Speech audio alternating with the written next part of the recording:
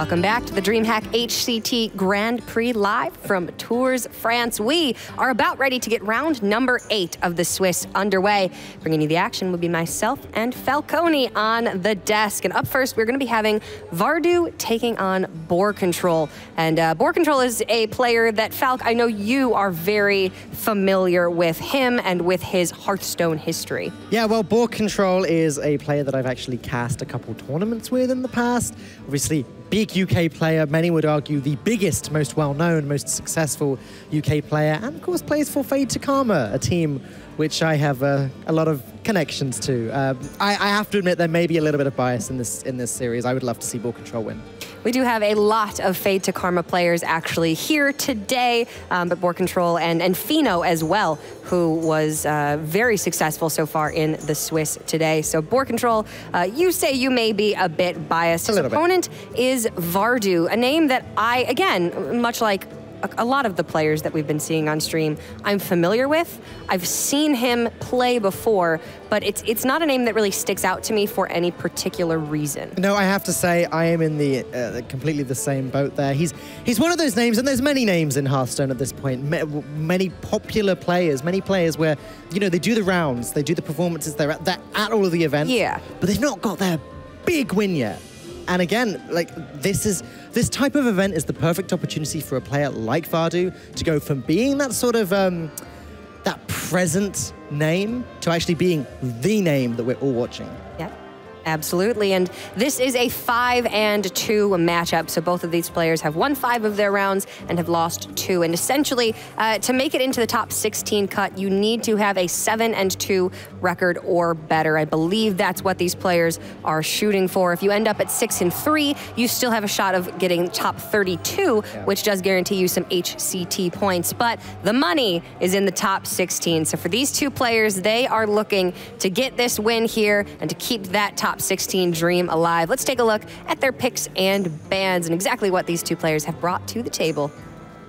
For Vardu, it is Mage, Priest, and Warlock with his Paladin band away. And for Boarcontrol, it is Paladin, Druid, and Mage with the Warlock band away. So we saw a lot of success yesterday from the Druid class.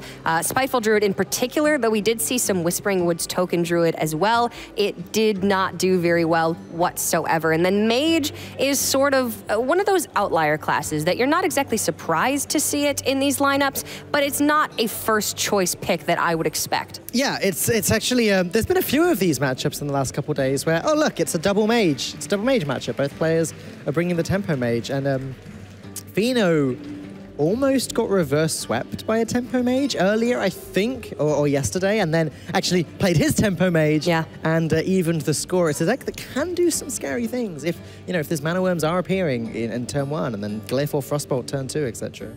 We did see a control mage yesterday as well. I don't believe it won, but we'll have to see what these players are going to queue up first of all. Will it be one of these mages, or will it be some more standard decks that we have come to expect? It is going to be Vardu on the Spiteful Druid first up, and Boarcontrol will be queuing up that aggressive mage deck. And this mage gets, for some reason, a lot of recognition as a tempo mage. It really isn't. It's a pretty much straight burn mage deck. It loses board by usually around turn 4 or 5, and then its entire game plan comes from Alaneth and chucking burn at face. Yep. It's not a tempo mage, exactly as you said. It sort of pretends to be for the first 3 turns. If you go Mana Worm, Arcanologist, Cure into a Mage Secret, but that's it. That's where the tempo ends. Then we're talking minion-wise, Life Drinker. You know, like Keysmith, like the minions that really don't have bodies, don't have tempo whatsoever. This is a tough matchup to call, though. Vardu can draw Malfurion and start to gain a ton of armor, and that's sort of a win condition for him. But otherwise, it's about getting the board nice and early and just keeping the mage off of the board and preventing that little bits of chip damage.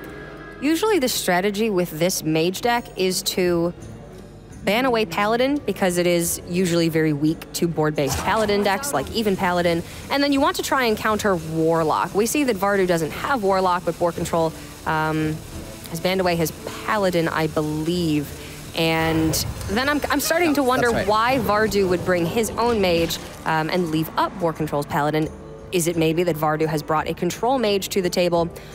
Speculation aside, the Spiteful Druid like you said, Val, does have some stabilization tools. If it gets Malfurion the Pestilent up, it will have a solid amount of life gain to mitigate a lot of that burn damage. And it is a fairly aggressive deck, but the point I'm trying to get at is not as effective as that Paladin.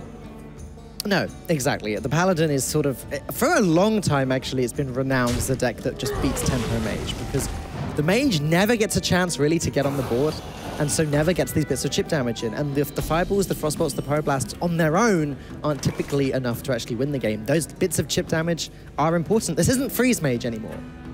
No, it is not, but this is a pretty good start here for Boarcontrol, getting to coin an Arcanologist on 1, get that Sorcerer's Apprentice down this turn if he so chooses. A little bit awkward, you don't... Could even risk a Missiles, I was thinking. Yeah, you don't want to put the Apprentice out and then risk losing the Apprentice, so you either have to trade in with the Arcanologist or, like you said, sort of go for those Arcane Missiles. Tough call. He doesn't necessarily need to play the Apprentice this turn, but having that Kirin Tor plus Explosive Runes slotted for turn 3, that's exactly what he wants. The only thing that could have made this better would have been a Mana Worm. Not going to take the risk this time around, and it would have been a 50-50 chance to kill it or a 50-50 chance to just waste the Arcane Missiles. Sure, on the plus side for Boarcontrol, if Vardu is going to deal with the Sorcerer's Apprentice, it's going to take a hero power. That being said, Vardu can also squeeze in this Glacial Shard, so it's not like he's played a 3-drop, but it's not like Boarcontrol stopped Vardu from doing anything. Vardu is running Blackwelled Pixie, and it's not the first one we've seen. Yeah, we did see it yesterday as well.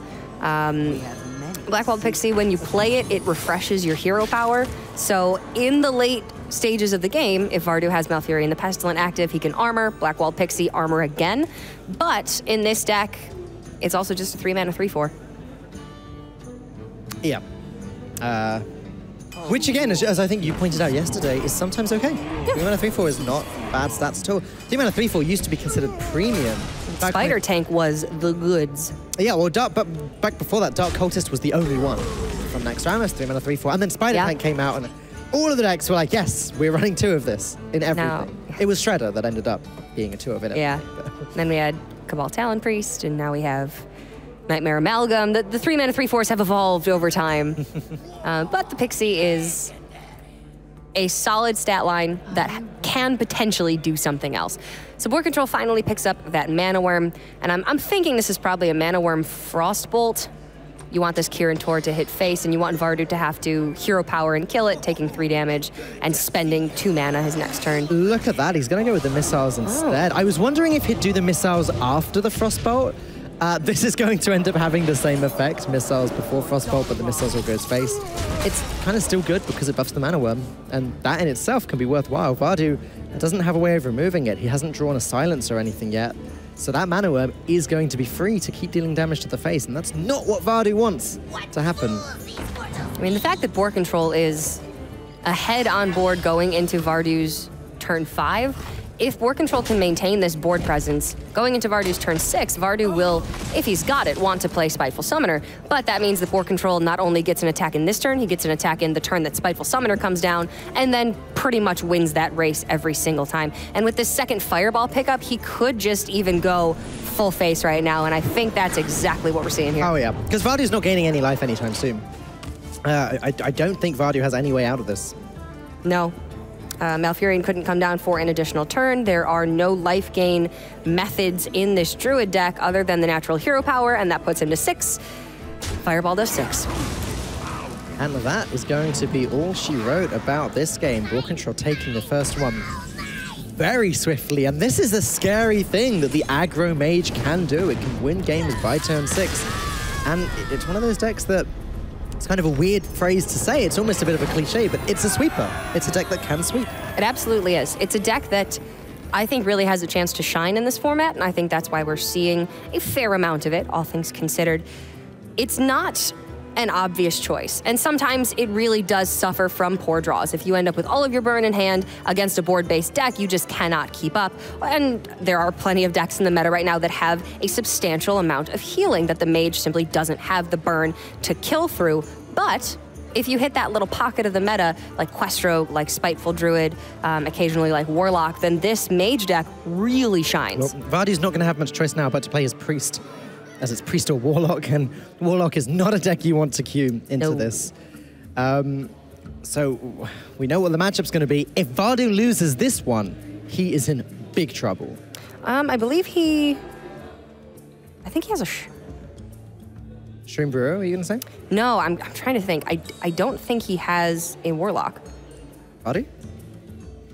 Does he not have a Warlock? I think he does. No, I'm not positive. Unless I'm... No, he does a Warlock. Okay, never mind. Boar's the one that doesn't have the Warlock. Trust me here, Cora. Got this. I believe you, Falk. I'll give it to you. What's most important here, though, is that Boarcontrol does have a Mana Worm and a Frostbot in his opening hand. It's about as good as you could hope. Yeah, that's pretty good. If you can have Mana Worm on 1, the ideal curve is Mana Worm on 1, Arcanologist 2, and then Kirin Tor plus Secret on turn 3. But as long as you're hitting that Mana Worm, that's probably the most important piece. And usually they're going to have some early spells to back it up. And then Vardu playing this Control Mind Blast Priest deck does have the natural Lesser Healing, does have Divine Hymns, which you're seeing in hand right now, and then Shadow Visions to get additional copies. Huh? More Divine Hymns, I was just going to say. Yeah, yes. That is target number 1 in this matchup. Shadow Visions, usually you want to pull additional Mind Blasts against Warlock. That's really what this Priest deck was intended to beat. But it does have a fair matchup against Mage as well. Duskbreaker also going to be a big deal. Vardu wanting to pick that up within the next few turns to blow up Mana Worm, Kirin Tor Mage, etc. I mean, look at that. Just Arcane Missiles sort of as a Frostbolt to the face. Get him. That's a 4 damage missiles. Yeah, as it buffs the worm. Pretty good.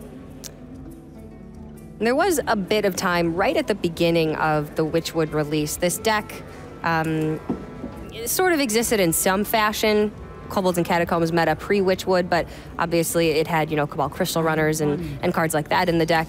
Now, at the beginning, we were seeing some Vex Crows in it, and that's where it still sort of maintained its Tempo Mage identity, but it really has sort of strayed away from that altogether and just become a pure burn deck. So it's not going to be fighting for the board in the early game. These spells, well, as I say that, this Frostbolt's probably going into the Wild Pyromancer, but I could be surprised. I really do think arguably the biggest loss from the rotation was the 1 or 2 one that allowed you to play a secret for free, because that was one where you could just empty your hand, right, and just keep drawing with the Aluneth and just use your tools very, very quickly, very, very efficiently. But now without that, sometimes your hand just overfills with the Aluneth. Falk, I'm not crazy. It said that Vardu had a Mage before, but he didn't. He had Warlock. I wrote down Warlock. I don't know how that happened. Maybe I'm just psychic. Things happen, Falk, and mistakes are made. Just my mistake happened to be correct. Hush. All right, it looks like Boarcontrol is actually really considering getting that Kirin Tor Mage down this turn with the counterspell and potentially just going face with the Mana Worm, because the counterspell kind of shuts off the capabilities of the Wild Pyromancer outside of it just being a 3/2 body that can choose to trade over the Kirin Tor Mage, which is a bigger threat right now, or the Mana Worm, which represents a bigger threat later on. You're not crazy, because I've written down that he has a Mage as well. So for some reason I've lost Druid in my notes, even though he already played it. Let's just move on from that. Like, got him. I was 50% wrong, 50% right, but more wrong than right.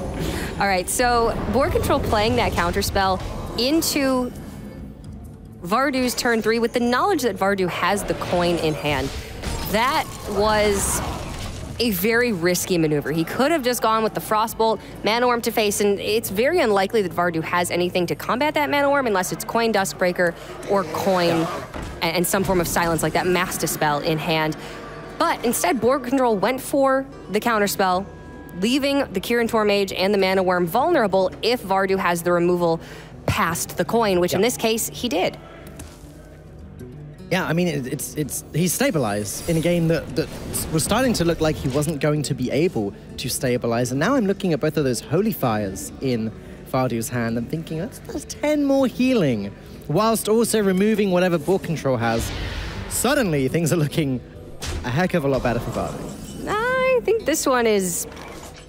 So, one of the things about this aggro mage is it's really pretty easy to tell when it's lost its steam, when it's lost its edge, and it's when it runs out of cards.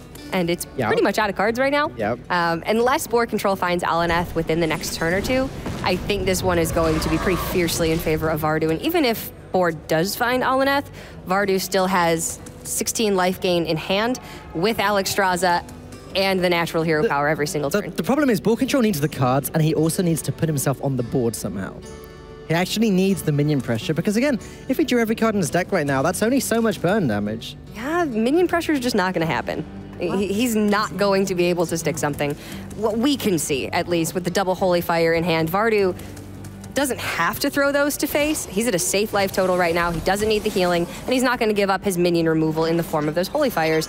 But he's going to be perfectly fine, I would think, using Holy Fire just to remove, you know, if this were a Mana Worm, even this Arcanologist maybe could be enough to sway him. Boarcontrol has 2 Fireballs, 2 Frostbolts, 1 Missiles, and 2 Cinderstorms, right? That's the rest of his damage, plus, I guess, a Life Drinker or 2. Yeah, so 5, 10, 22, 25, maybe 28. Yeah, but that's great, but every single turn, Vardu's healing. Yes. And he's got another Divine Hymn, and he's got Alexstrasza, and he's got the Holy Fires. Boar's probably got a Pyroblast, too.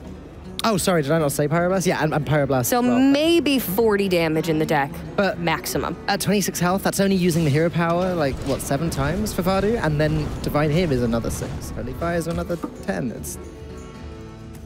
You're just right. But the point I'm trying to make is Boarcontrol is really reaching here for any chance to win this game. I don't know that it is possible now. He had a really nice, solid start, but again, taking the risk to throw the Kirin Mage and the counterspell onto the board with the Mana Worm instead of just clearing up the Wild Pyromancer and continuing to push face with the Mana Worm, especially when Priest is not playing Shadow Word Pain right now, I think was a bit too risky.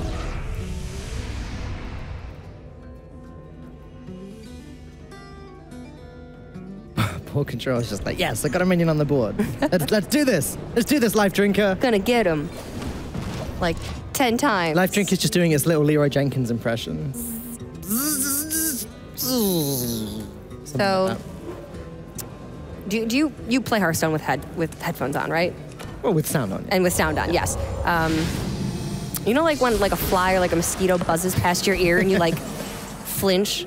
Yeah. Yeah, whenever anybody plays Life Drinker, I get that little flinch. So I don't get that because we don't really have mosquitoes in England. Oh. So Oh. I don't have to live in fear. You can't relate to me. Never mind then. Anybody out there who can relate. It's like a visceral response. Yeah, I don't think this is gonna happen for Boar. I mean, he has managed to get a Kirin Tor on the board. He's got the Explosive Runes and the Counterspell active. What's he even hoping for at this stage? I guess it can only really be a Luna. Christmas miracle. It's not Christmas. It's pretty far away from Christmas at this point, actually.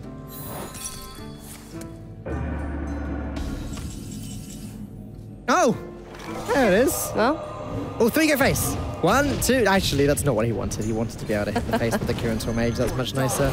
all right, so now this is pretty much best case scenario. A beacon of Boarcontrol. hope. He's still reaching just a little bit, but this is exactly what he needed to get himself back on the path to victory. And you know what? I don't think this is completely out of reach anymore. Double Glyph as well. I completely forgot to mention. That's potentially 2 more Pyroblasts, right? Yeah. Best case scenario. But there's the Gluttonous Ooze onto the Alaneth, and now Boarcontrol only has that Arcane Intellect for draw, and that is just horrible for him. He had a path back into potentially a win in this game, and Vardu just shut the door.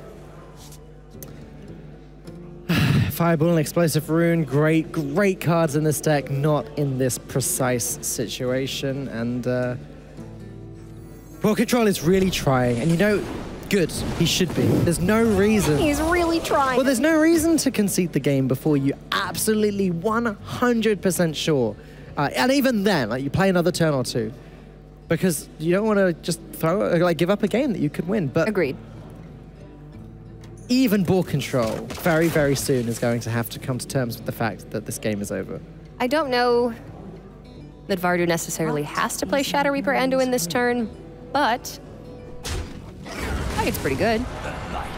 Hero power off that Sorcerer's Apprentice. Now you're sitting at a comfortable 29 with 6 life gain from the Divine Hymn and the Alexstrasza in hand. Yeah, Boar knows this one's unfortunately all over. If he still had the Alunith active, I think that he really could have gotten there, and that may have actually convinced Vardu not to play Shadow Reaper Andu in there because he would have wanted that incremental healing still. But with the Alunith destroyed by the Gluttonous Ooze, board just doesn't have the draw, doesn't have the time. Yep. That was just rough from those early turns with the early Divine Hymn, etc. Very difficult for Boarcontrol to come back from that. And Vardy's very much evened up the playing field here. He's still got his Warlock backing him up. Boarcontrol needs to find a counter to Vardu's Priest, and I think it's going to be Spiteful Druid. Yeah, Paladin into this type of Priest just feels a little bit too bad. No. You're not a fan of that? You don't choose that matchup, Cora. No, it's not unwinnable, but it's not ideal. The Spiteful Druid is going to be a little bit slower, but also a little bit less flimsy on board. Paladin is never unwinnable, right? Like that deck is just solid. Yeah. It can beat anything. That's why we see it so much. So Boarcontrol starting out with the Firefly and the Vicious Fledgling. Yeah, and any Fledgling on the board can be pretty devastating against a Priest. The Priests don't run Shadow Word Pain anymore because Duskbreaker sort of does the same thing but better. Obviously, if Vardu does draw Duskbreaker, then that's a way to deal with the Vicious Fledgling easily. But I do like the logic in keeping that here. Yeah, and since Boar is on the coin, you can coin out the Vicious Fledgling and maybe get it to attack face and adapt before Vardu has access to that Duskbreaker on his turn 4. We were seeing this Spiteful Druid deck have so much success yesterday. That was the most highly represented deck at HCT Americas a couple weeks ago. Crazy. But I do also think it had a pretty poor win rate there. It just doesn't. If you asked me what the best decks in the meta right now are, I would not put Spiteful Druid in the top 3. No, I'd probably put it top 5. Yeah. Is someone injured? But you know, I'm thinking Quest Rogue, I'm thinking Paladin, I'm thinking Priest, I'm thinking Cube Lock as the top 4, and then Spiteful maybe is 5th. Yeah. Well, it has a definitive place in this meta and in these lineups in last hero standing when aggressive decks have the ability to sweep as well as they often do. This is maybe a format where you would rather have this type of Spiteful Druid than a Quest Rogue, which maybe thrives a little bit better in a ban strategy in a Conquest format. So Boarcontrol actually went ahead and played the Firefly down on turn 1 into the Northshire Cleric there. How do you feel about that one, Falk? Because I'm always very hesitant to just give my opponent a draw, even if it does mean that they're not going to play, say, a Tempo Wild Pyromancer. And that is the counter argument, isn't it? It prevents them from playing anything after. Boarcontrol was planning for this turn 3 Vicious Fledgling turn, and if his opponent is just trading and healing, which he probably is, it means he's safe to play the Fledgling. It means that it can't be punished by a Duskbreaker or something immediately because he coined it out. It's come together beautifully, and if this Fledgling gets Wind Fury right now, suddenly he's in with a shot. Wind Fury into stealth would be great. Oh! I mean, Divine Shield's quite good. It allows him to clear the board with it, but the Cleric has to trade first, and then the Ooze. However, Mass Dispel, especially now the Greedy Sprite is on the board, is a really good play from Vardu. Yeah, Boar was not happy to see that one. Vardu, initially, it looked like he was going to have to go with that Duskbreaker there, but with the Mass Dispel off the top, that is a much preferred method, denying the ramp. And his board ends up dying anyway, so very similar result, but you get to hold on to that Duskbreaker for this turn. And now, Vardu not only has cleared the board, but he has put up his own beat stick on his side. The minions in the early game for the Druid are okay. They're not the strongest minions in the game. They compound very well with each other, and they work very well with Prince Keleseth. That's why you see this deck exist. Funnily enough, Druid of the Scythe does not work well with Keleseth because it's Chance but everything else. Druid of the Claw either. Everything else, yeah. A weird interaction. But Spiteful Summoner on 6 is the big one. Boarcontrol doesn't really want to be in this position where he's having to put his rush minions and trade into Vardu's board and keep him off the board. Vardu's done a great job of claiming the early game. However, let's just see what comes out of this Spiteful Summoner, because there's one particular card that could cause Vardu a couple turns of pain. Couple turns, more like... Well, he's got a couple turns. That's the one! Bingo! All right. So, There are only 5 minions that you can get off of Spiteful Summoner from a 10-drop. Tyrantus, of course, being the best in the face of Shadow or Death. Going into turn 7, however, though, Boarcontrol was obviously worried about Psychic Scream. If there is a Psychic Scream, that's fine. Nothing that he can do to prevent that. But in that case, actually, the best minion that he could get off of Spiteful Summoner is Emrys. Shuffle it back into the deck. Maybe you get to draw it. Maybe you get to play it. I don't mind playing a 10-mana 12/12 that my opponent still can't deal with. No, I mean, that's good too, but yeah, Emrys is so obviously much more fun. has its upside, doubling the attack and health of all minions in hand. But obviously, in this case, Tyrantus, highly preferable until Shadow Reaper Anduin comes down on turn 8. But before that, Boarcontrol is able to play his very own hero card. And now he can start to gain armor every single turn and play against Vardu's win condition. Vardu's ultimate win condition is a lot of burst damage, Mind Blasts, hero powers going into Boarcontrol's face. But Malfurion can do a good job of preventing that. He can. Malfurion can be very defensive, but also with this 12 damage to face, Boarcontrol could just start dealing some damage. Vardu's going to lock out his own incremental healing with Shadow Reaper Anduin this turn, and Boar still sitting at 29 feels, I would think, pretty secure here. May be able to start weaving in some offensive hero powers, just deal 3 damage here and there. Ooh, that's tasty. I don't know, maybe I play this matchup too defensive, but as the Druid, I just really like gaining the armor and watching my opponent's win condition get further and further away. But you're right, because at some point, you do have to actually win the game. It just always feels difficult to me to actually run the Priest out of removal resources. In theory, it should be completely possible, but they're able to Shadow Visions for additional Psychic Screams. You end up drawing into a bunch of small stuff that doesn't really do much. It just feels like the Druid doesn't have as much time as you would think. It's a funny game when Fatigue comes in as well, because Ultimate Infestation twice, if it gets played twice, is drawing you 10 cards. You think you're losing the Fatigue game, but the aforementioned Psychic Scream, which just gets picked up with perfect timing there, shuffles everything back into your opponent's deck and brings Boarcontrol further away from Fatigue again. So this matchup can go quite long. Yeah, it absolutely can.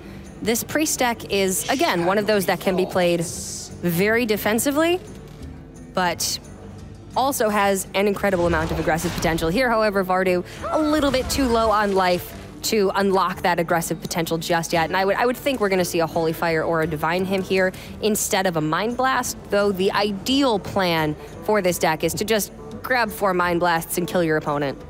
All right, he is actually going to go for it instead, feeling like Boarcontrol doesn't really have much aggression from hand, other than Leroy Jenkins, I suppose. But the actual burn damage that Boarcontrol has is limited if he does not have a board. Same choice again. Is he going to go for the second Mind Blast? It'd be consistent, but again, I'd be a little bit surprised. I tend to be an aggressive Druid player and a really defensive Priest player. So taking 2 Mind Blasts here when you had the option to at least go 1 for 1, get a Mind Blast and also get some healing, for me, that just seems like it covers the bases. He's playing around the chance that Boarcontrol just armors up every single turn. That's what Vardu's ended up doing. And, I mean, with 2 Mind Blasts, Vardu can end this game astoundingly fast. 16 damage is what we're talking about if he uses up all 10 mana with the 2. He's actually got 3, so that's 19 damage. And if he gets a 4th, that's 22. Whew. And used to need Raza for those numbers. He won't be far away from a 4th. Oh no, Raza numbers were a lot higher than 22. Yeah, we were hitting 32. Hunter Ace is hitting like 80. Can I? Priest things, man. Used to have to rely on Ragnaros for all of your damage. The good old days. Were they so good for Priest? No. They're good for Amaz. That's how he built his reputation. Now he's got to play Arena. So Vardu here, considering what the game plan is. This was sort of the punish for taking 2 Mind Blasts. Oh, he's going for it. He's going full face. The Twilight Drake can trade over one of the Star Knights, but that leaves 7 on board, 10 with the hero power, and a buffed Leroy off the top would have been lethal. Oh no, Vardu can't even trade over. My bad. So that's 2 additional damage.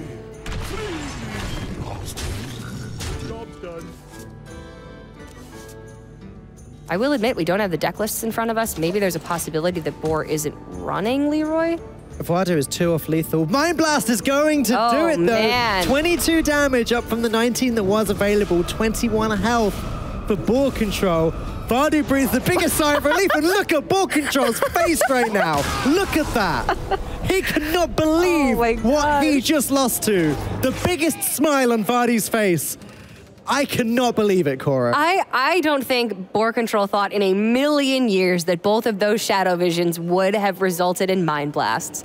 And he probably had a good grasp on the remaining spells in Vardu's deck, knowing that there were Divine Hymns, there were Holy Fires, because the deck lists are open. And I myself would have never thought that my opponent would go full aggro there, but it paid off in spades for Vardu, and now he's at a 2-1 lead, and he has the potential to bring this one home with this Priest deck in a very favored matchup against the even Paladin from Boarcontrol. Falk, you said this is the matchup that you really hate playing. Yeah, I mean, not only is Vardu favored because of that, but look at Boar's face right now. Like, he's tilted off the side of the ear. His face is telling the full story. That 4th Mind Blast, I think it really has blasted his mind. He's probably got the biggest headache right now. And yeah, now he has to beat Duskbreakers with Paladin, which is not an easy task. Vardu is just keeps smiling. He's having a great time. He is a happy guy right now. Quad Mind Blast, going into a favorite matchup. Even if you manage to lose this, you got another try. How bad can it really Not a bad be? try either with Warlock. It's not a horrible matchup, especially if it's Control Lock. I think, again, it's probably another slightly favored matchup for him. This matchup shows you like how hard it is for the Paladin. As you look at Boarcontrol's Mulligan, he's throwing away 2 2-drops there. Amani and Knife Juggler all going away. He's looking for Blessing of Kings. There it is. Call to Arms. And just the other sort of long-lasting cards that can allow him to win the game later on. He can't just rely on an early board. Duskbreaker will see to that. It always seems very counterintuitive to throw away a lot of your proactive tools, like Amani Berserker in that case, because the natural curve of this deck is hero power on 1, 2-drop on 2. And when you throw away a powerful 2-drop in your opening hand, you run the risk of not having a 2-mana play. But, like you were saying, Boar knows that to win this game, he needs Blessing of Kings. He's going to need Valinir's going to be very nice, and he's going to need Call to Arms. So he's thinking towards that ultimate game plan rather than just that immediate gratification of, I want to play a minion on turn 2. And it's actually matchups like this where I think Loot Hoarder and Thanos really shine because, yeah, the board gets cleared, but so what? You still get the draw. You still restock your hand. It's doing something. Especially since you're not playing Divine Favor, you simply can't in this deck. So the reload is very limited to those cards in particular.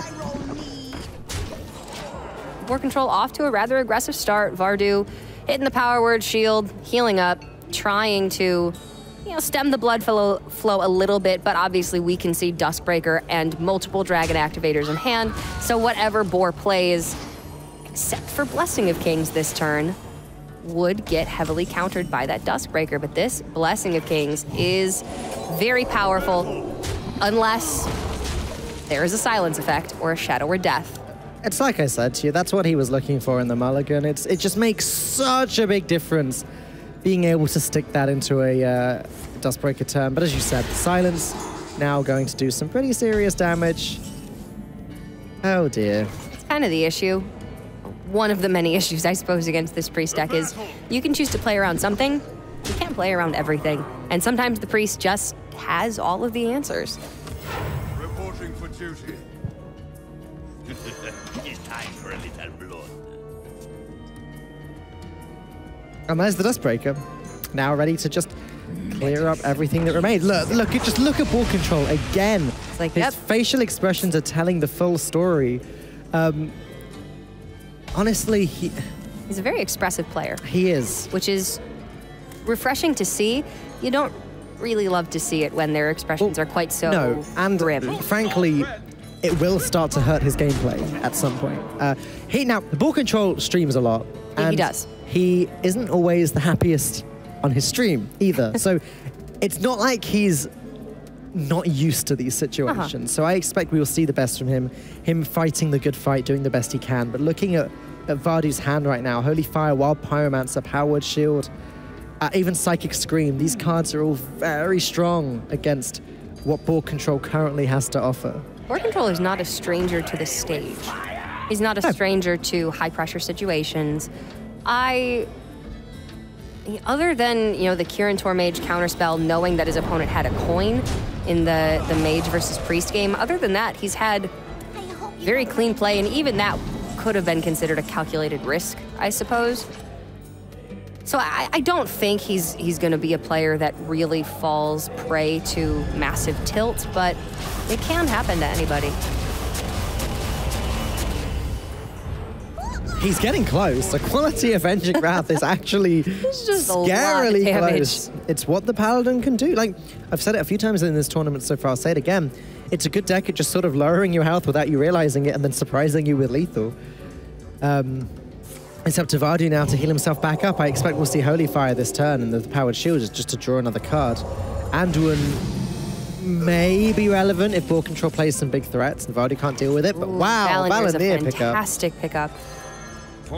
Even still, Holy Fire, Anduin, and Alexstrasza in hand for Vardu means Boarcontrol has quite a ways to go before he can close out this game, unless Vardu makes some sort of a mistake, thinks he's safe, and Boarcontrol, again, sort of surprises him with a lethal.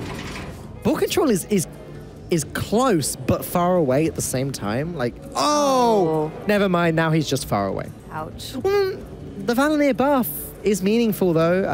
Vardu will just Psychic Scream it, I guess. It is meaningful. It's not necessarily meaningful on these minions.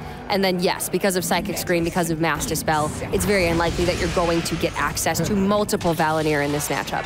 The eyebrows raised from Boarcontrol again. He is not having a good time right now. And again, these guys are, what, 5-2 in the tournament? If they lose, they are as good as out of chances to get into the top 16. Yeah, pretty much. In the past, pretty much every DreamHack that I've casted, there have been some 6-3 records that make it into the top 16. This was a pretty well-attended DreamHack, I think something like 230 players. So I suppose we could be in a scenario where only 7-2s make cut. I'm not honestly positive about if any 6-3s will make it or not. But generally, when you lose your matches early on, your tiebreakers are going to be a little bit worse than opponents who lost their matches in, you know, round 8 and round 9. Can you imagine what's going through Boarcontrol's head right now as well? Imagine if he didn't have Gluttonous Ooze, then there'd be another 4 damage. Imagine if he didn't have the Duskbreaker when he played it. That would have been even more damage. Imagine if he didn't have all 4 Mind Blasts last game. I would imagine he's thinking that. There's probably a couple of choice words that Boarcontrol is thinking. I won't repeat them. Not necessarily family-friendly words. But I can imagine. I mean, the Glass Knight is a fantastic pickup. It's a great card in this matchup. It is essentially a soft counter to Duskbreaker and Hellfire. Pyromancer, Mind Blast, Holy Fire. Goodbye, Glass Knight. Sure. That's the thing, but that's the situation. Like, a lot of Boarcontrol's draws are good here, but Vardu's hand is just better. And Vardu just has so many cards. And again, this is the Vardu special here. He has all of the tools to play as defensively as one possibly can, and he's going face. And quality Avenging Wrath here is actually going to be 5 plus 11 damage, I believe. So not quite. He would have been a little bit short. Again, he's just close. Every single turn, he's close, but just not close enough. And 15 damage coming from Vardu right now. Holy Fire. Double Mind Blast is going to end the series. Vardu takes his 6th win in the Swiss, and Boarcontrol, he's going to have to go and lick some wounds, I think.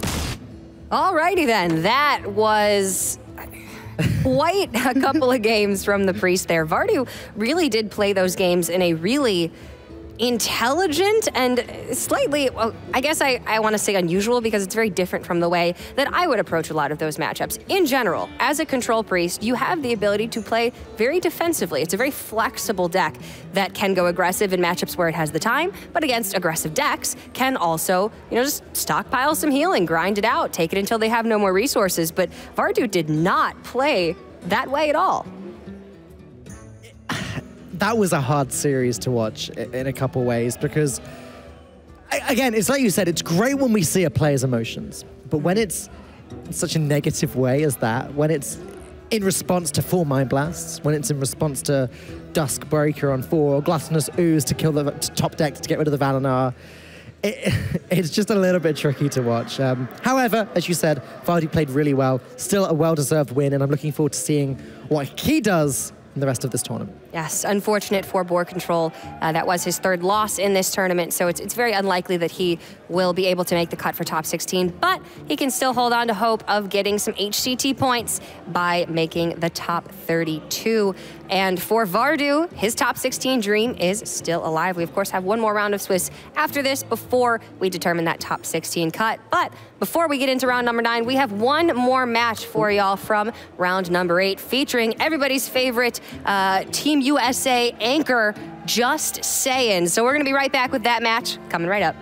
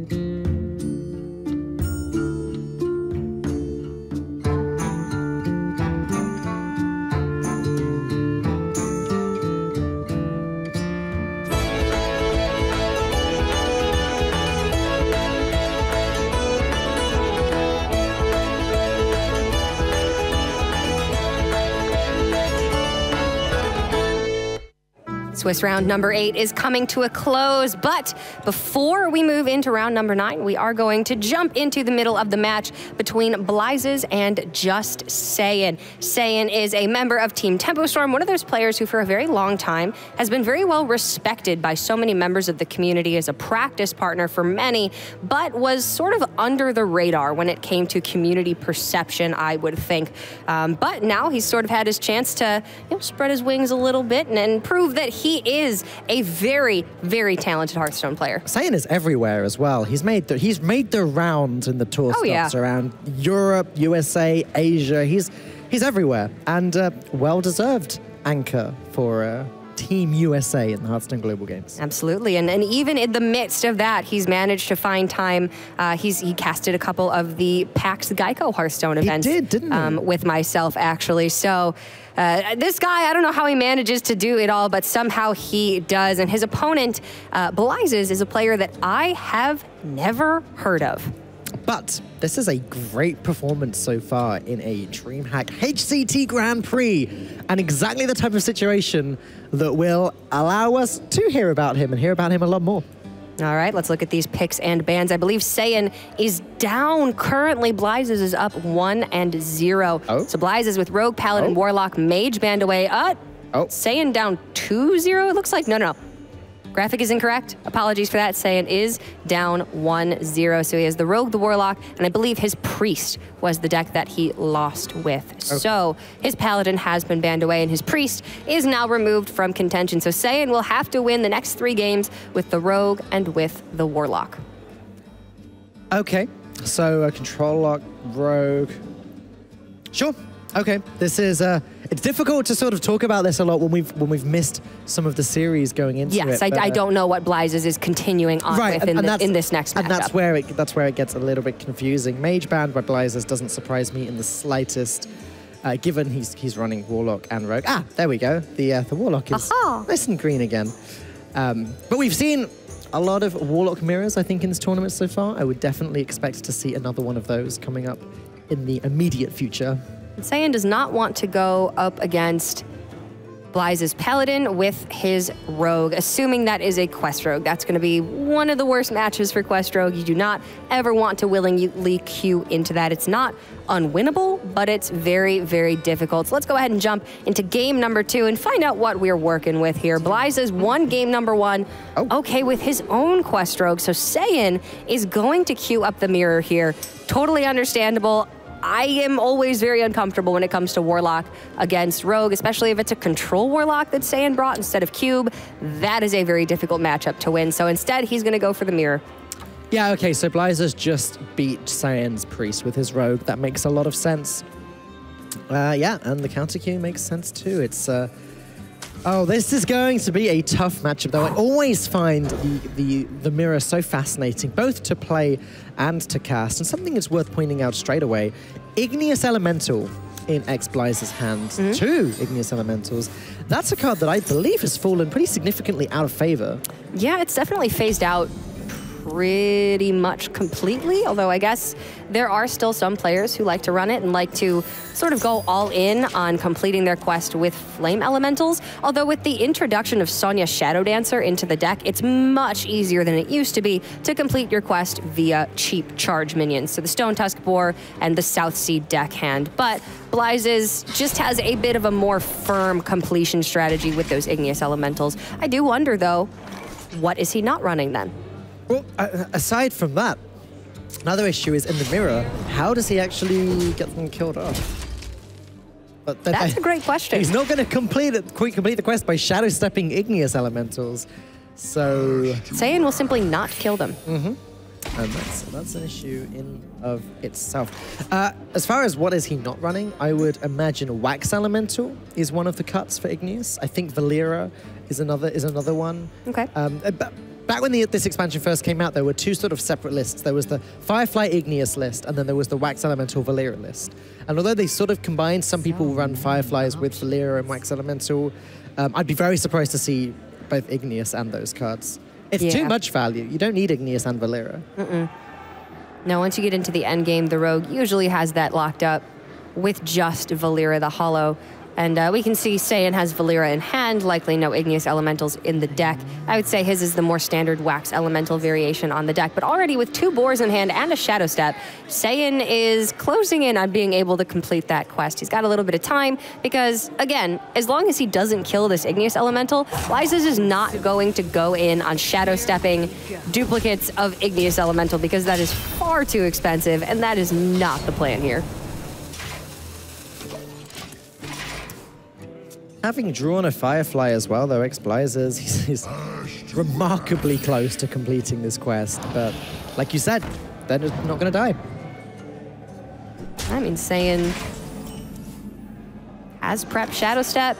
I don't think he's feeling too pressured into having to use it right now, but or prep Vanish, excuse me. But vanishing these Igneous Elementals moving forward. What's really funny about that, though, is that then it does actually unlock completing the quest with Igneous Elemental. Just replay them in Shadow Step 1. It's expensive. It's really expensive and slow. But hey, it's a way to complete the quest. You know, my mind goes to it's bad, but is it really so bad if you complete the quest before your opponent? Because that's kind of what this matchup is all about. Get the quest done, get your big minions online before your opponent, kill them fast. So it looks like Saiyan has already committed himself to completing this quest with Stone Tusk Boars. I guess it's the cheapest option. And also by Shadow Stepping 1 next turn, Saiyan can play both, then prep out Vanish, and then play both again, completing the quest. Though, the weird thing about this matchup is that when you are in the mirror, when your opponent does have a board full of minions, you don't really want to vanish them. You only want to vanish your own minions. Vanishing your opponent minions can just give them more and more value. Man, this is weird. It is fair. So, I mean, Blizes knew this was his game plan from the get-go. He wants to play 5 Flame Elementals, complete quest. And Saiyan is actually, he's taken quite a bit of chip damage right here. And he also needs to, like you were saying, vanish his own minions to complete his own quest, but if he vanishes his opponent's minions at the same time, then Blizes has priority, gets to play the Flame Elementals, complete the quest, and likely if he's got preparation, play the quest the turn after Saiyan plays Vanish.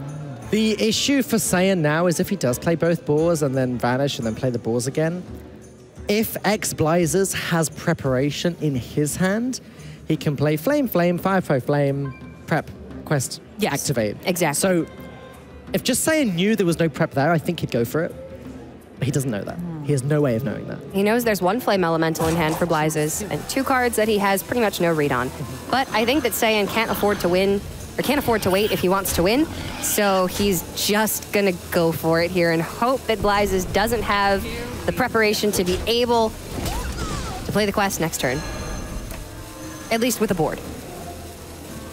Oh, Saiyan doesn't even have to play these. No, next turn he can coin out both Boars and then complete the quest. Him. Hit for 10 immediately. It's not bad at all.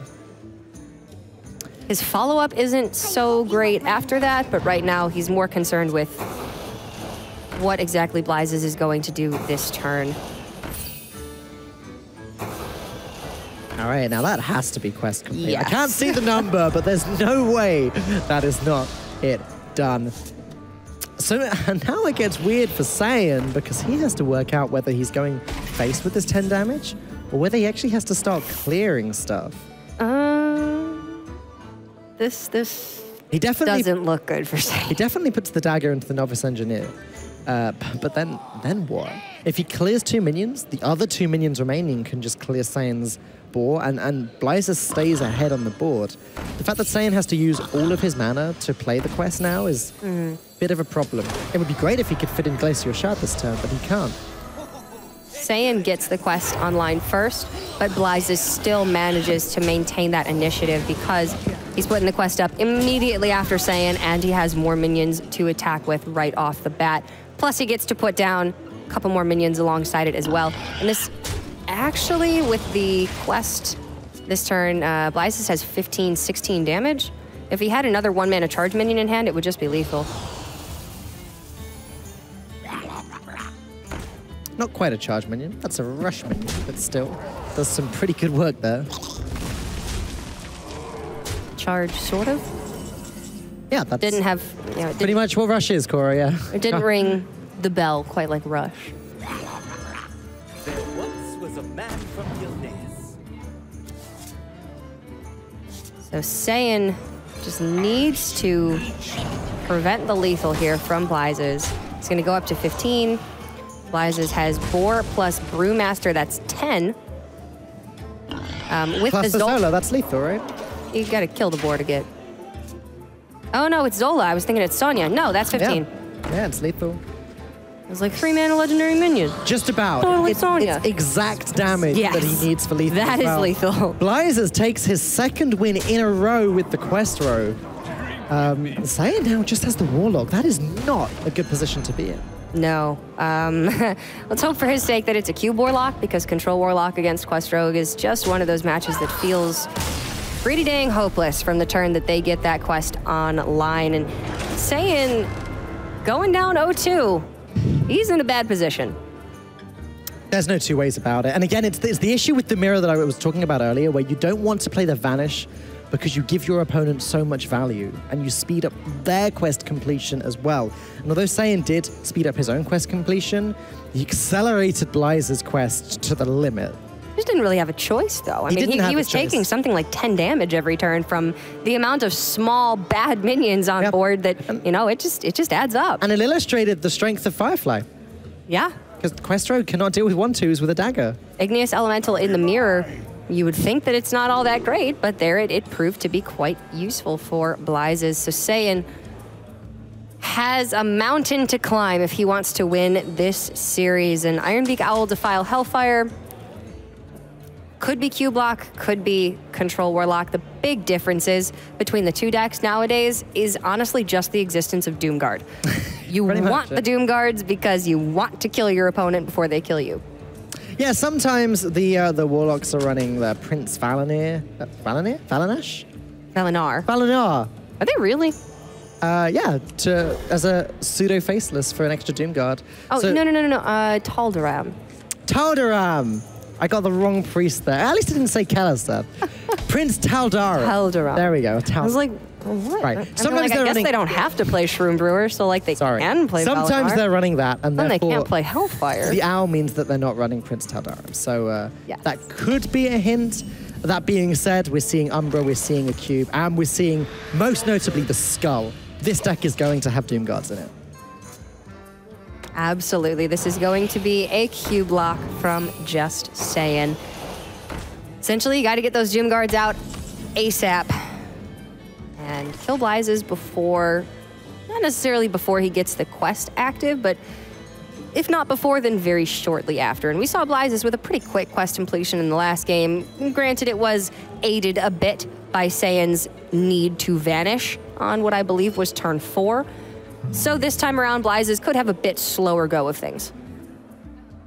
Skull is one of the best cards in this matchup. Absolutely. Especially when you draw a Doomguard like that. Especially because Rogue's going to be vanishing, potentially sapping minions back, and then Skull just gets them down immediately. This matchup certainly is not as bad for the Warlock as if it were a Control Warlock playing against the Rogue. That's a really bad matchup. Doomguards are 5/7s. They trade nicely against 5/5s. That's something. And though Saiyan doesn't really want to impact this board at all because that Igneous Elemental just generates more Flame Elementals and gets Blizes further and further near that quest completion.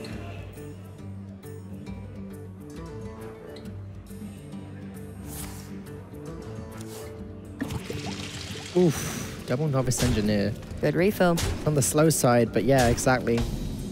One of the issues the Rogue can run into is just running out of stuff. And as I said, the Igneous Elemental build of the Rogue is less likely to run out of stuff in the first place. He's got a Lackey now as well. I'm pretty sure Saiyan just drops a Skull here. He does not have Dark Pact in hand. That's the one card he would really love right now. If this Skull pulls Doomguard next turn, Saiyan can immediately attack for okay. That's not something you expect. Oh, Look at that. he just Saiyan concedes! Oh my God. There are If that's not tilt at work, I do not know what it is. This has been a painful round of the Swiss for everyone involved, I think. You say tilt, Falk. I say it's being realistic. That was pretty much all Saiyan had to win the game. He doesn't have a Dark Pact for the lackeys in hand. One Doomguard in hand already. He didn't have the damage necessary, and Blizes was going to complete that quest pretty quickly with all of the Flame Elementals that he had in hand. That was a 3-0 quest rogue sweep for Blizes up against one of the best players in the world, the Team USA anchor Just Saiyan.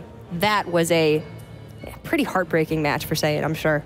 2 heartbreaking matches. We just saw 2 heartbreaking matches. That's what this round of the Swiss has been. It has been a heartbreak for one player and a big amount of success for the other. Blizes, again, we don't know who he is, but beating Just Saiyan is a big deal. It's a round of underdog stories.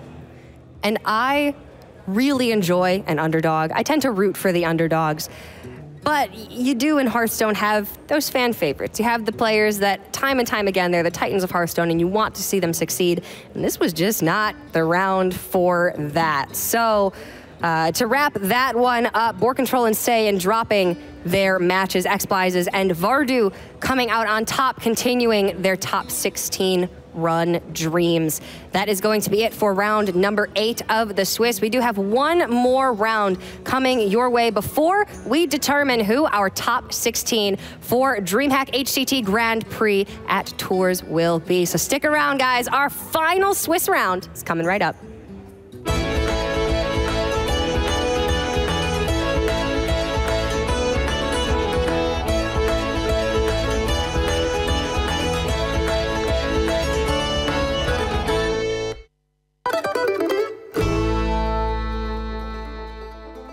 My team is Relapse. It's a Swiss organization.